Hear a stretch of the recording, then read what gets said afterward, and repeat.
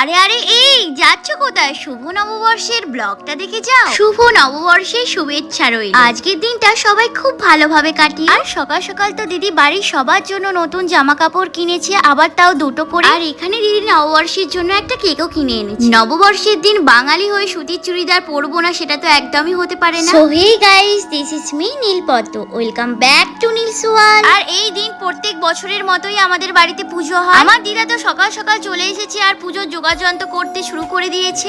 মা তুমি তো পুরো ঘেমে গেছো। এখনো পর্যন্ত পুজো শুরু হয় না, পুজোর সব যোগাযন্ত্র করা হচ্ছে। গণেশ লক্ষ্মী ঠাকুরের আজকে পুজো করা হবে। আর আজকের দিনে আমাকে কেমন লাগছে অবশ্যই কমেন্ট সেকশনে জানাতে ভুলো না যেন। আমার আর দিদির আজকের জন্য সেম সেম জামা কেনা হয়েছে। শাওয়ার নেওয়ার পর দিদি এটাই পরবে। নিচে আমাদের মনসা পুজো হচ্ছে।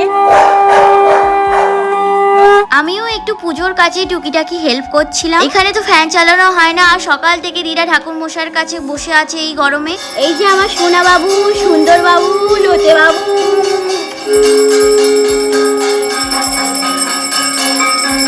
নববর্ষের দিনের লং অ্যান্ড ডিটেলস ব্লগ আজকে তোমরা সন্ধ্যে 7টার সময় আমার ইউটিউব চ্যানেলে পেয়ে যাবে। আমি আর মা তো সকাল থেকে কিছু খাই না, কারণ পুষ্পাঞ্জলি দেব বলে।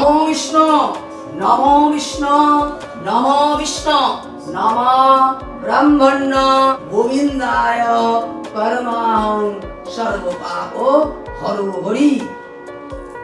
এখানে মা আর দিদা মিলে তো কি সুন্দর পুজোর প্রসাদ সিন্নি তৈরি করেছে। আর এখানে মা বললো আগুনের তাপ নিয়ে নিতে, সেই মতো আগুনের তাপ মাথায় ছুঁয়ে নিলাম। এখন ঠাকুর মশাই পাঁচারি পড়ছে, তো ফুল হাতে করে নিয়ে বসে থাকতে বলেছে, তো দেখাই চলে কেমন ভাবে পাঁচারি করে।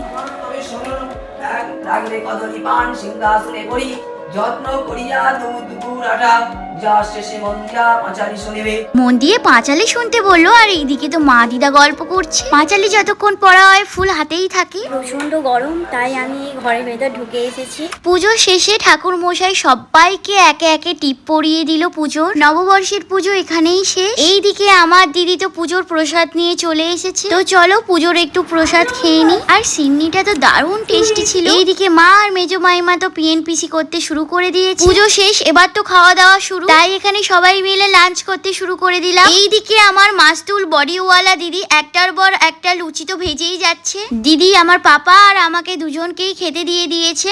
আজকে নিরামিষের অনেক কিছু রান্না করেছে। মাশরুমের তরকারি, পনিরের তরকারি, পটল ভাজা, বাঁধাকপির তরকারি, আর এটা ঘুগনির তরকারি। মায়ের হাতের রান্না তো অলওয়েজ ভালো হয়। এইদিকে খাওয়া দাওয়ার পর সবাই বাইরে সুইমিং পুলের ধারে বসেছিল। এখনের মতন তবে আসি, আবার দেখা হবে নেক্সট পার্টে। টাটা।